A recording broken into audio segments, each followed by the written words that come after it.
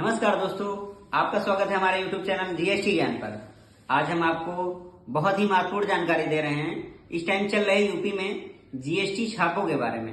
उससे बचने के लिए आपको वीडियो पूरा देखना है और हम आपको पूरी जानकारी देंगे, क्योंकि इस टाइम जीएसटी अधिकारियों के द्वारा बड़े स्तर पे जांच चल रही है।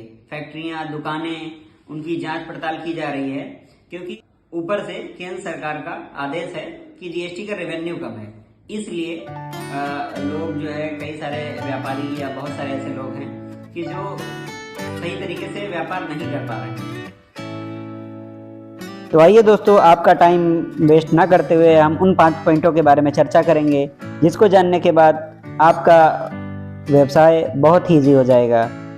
तो दोस्तों, सबसे पहला पॉइंट है फर्म, कंपनी या आपकी जो भी शॉप है उसका बैनर या उसको बोर्ड भी कहते हैं। तो दोस्तों, सबसे पहला ज़रूरी काम है कि मेरी जो जीएसटी फर्म है या जहाँ पे मेरी दुकान है या कंपनी है, जो भी मेरा स्थान है, वहाँ पे मेरा बोर्ड लगा होना चाहिए। बोर्ड पे मेरा जीएसटी नंबर और उसके साथ फर्म का नाम बड़े अक्षरों में लिखा होना चाहिए।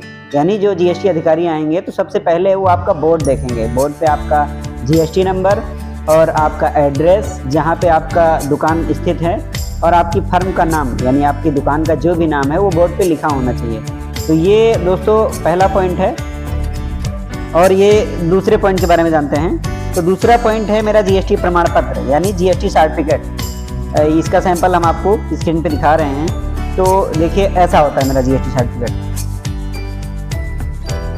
जीएसटी सर्टिफिकेट के बारे में देखिए, न्यूज़ 18 पे भी दिखाया गया है कि आपकी दुकान पे लगा होना अनिवार्य है तथा आपको जुर्माना देना पड़ेगा। तो दोस्तों, जीएसटी प्रमाण पत्र आपके लिए बहुत ही आवश्यक है। ये आपकी दुकान पे फाइल में लगा होना चाहिए या फिर कहीं दीवार में चिपका होना चाहिए। आपकी फैक्ट्री, दुकान, शॉप जो भी है, तो उसको कहीं साइड में चिपका होना चाहिए। किसी साइड में आप उसे दीवार में चिपका सकते हैं। तो दोस्तों, ये आपको वकील के अगेंस्ट भी मिल सकता है। आप वकील से मांगेंगे तो भी आपको दे देंगे, या फिर आप जीएसटी लॉगिन से भी इसे डाउनलोड कर सकते हैं। आपके पास यूज़र और पासवर्ड होना चाहिए। आप जीएसटी की साइट पे गए, आपने अपना लॉगिन यूज़र डाला और पासवर्ड डाला, कैप्चा डाल के आपने लॉगिन कर दिया। लॉगिन करने के बाद भी आपको प्रोफाइल में ये मिल जाएगा। अब ये देखिए, मैंने मोबाइल में लॉगिन किया हुआ है। तो इसमें आपको जाना है आप माई प्रोफाइल में जाएंगे। तो इसमें मैंने मोबाइल में लॉगिन किया है, इसलिए इसमें मोबाइल में लॉगिन करने के बाद क्विक लिंक पे मिलेगा। अगर आप कंप्यूटर में लॉगिन किए होते तो माई प्रोफाइल के बाद साइड में ही माई जीएसटी सर्टिफिकेट आपको दिख जाता। तो यहाँ क्विक लिंक में जाना है। क्विक लिंक में जाने के बाद माई जीएसटी सर्टिफिकेट डाउनलोड का ऑप्शन क्लिक करना है। उसके बाद फिर ये आपका पीडीएफ में डाउनलोड हो जाएगा। ये देखिए, ऐसा है मेरा जीएसटी सर्टिफिकेट। 3 पेज का होता है। ठीक है दोस्तों। तो दोस्तों, आपके ये 2 पॉइंट कंप्लीट हो चुके हैं। और तीसरा पॉइंट है जो आपकी दुकान, कंपनी, फैक्ट्री उसके एड्रेस से संबंधित है, यानी उसके व्यापारिक स्थान से संबंधित है।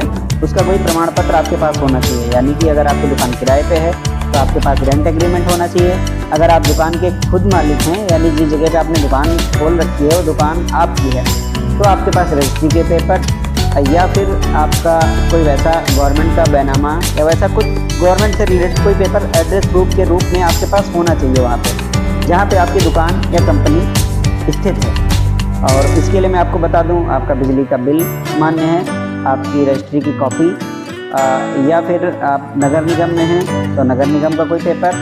तो ये सारी चीज़ें आपका होना चाहिए। तो दोस्तों, ये 3 पॉइंट आपके कंप्लीट हो चुके हैं। और चौथा पॉइंट जो है दोस्तों, चौथा पॉइंट आपका महत्वपूर्ण पॉइंट है और इसको ध्यान से सुनने की ज़रूरत है और समझने की ज़रूरत है। चौथा पॉइंट दोस्तों ये है कि मेरी सेल परचेज़ की सारी फाइलें मेंटेन होनी चाहिए। यानी कि मेरी जो परचेज़ है, खरीद है, उसकी जो इन्वॉइसेस हैं, वो सारी इन्वॉइस मेरे किसी फाइल में लगी होनी चाहिए और करेंट डेट तक, यानी कि पर डे की per day wise serial number से लगी होनी चाहिए। और अगर आपकी 1-2 दिन की कोई फाइल नहीं है तो उससे कोई फ़र्क नहीं पड़ता है। वो अधिकारी उसके लिए आपको फोर्स नहीं करेगा। वो आप राइट्स है कि भाई माल उतरा है, कहीं इधर उधर रखी है, तो ऐसी कोई बात नहीं। परचेज़ की फ़ाइल आपको छूट मिल जाती है। लेकिन आपकी जो सेल की फ़ाइल है वो पर डे की पर डे, यानी आज भी अगर आपको कोई बिल कटा है तो उसकी ट्रिप्लिकेट कॉपी आपकी फ़ाइल में ज़रूर लगी होनी चाहिए। यानी अगर आप बिल बुक से यानी आपने बिल बुक छपवा रखी है उससे बिल काटते हैं तो उसकी कार्बन कॉपी होनी चाहिए। और अगर आप कंप्यूटर से सॉफ्टवेयर से बिल काटते हैं तो उसकी ट्रिप्लिकेट कॉपी आपकी फाइल में लगी होनी चाहिए और उस पर आपके साइन और मुहर होनी चाहिए। मुहर नहीं है तब भी चलेगा, लेकिन साइन अनिवार्य हैं, आपके साइन जरूर होने चाहिए।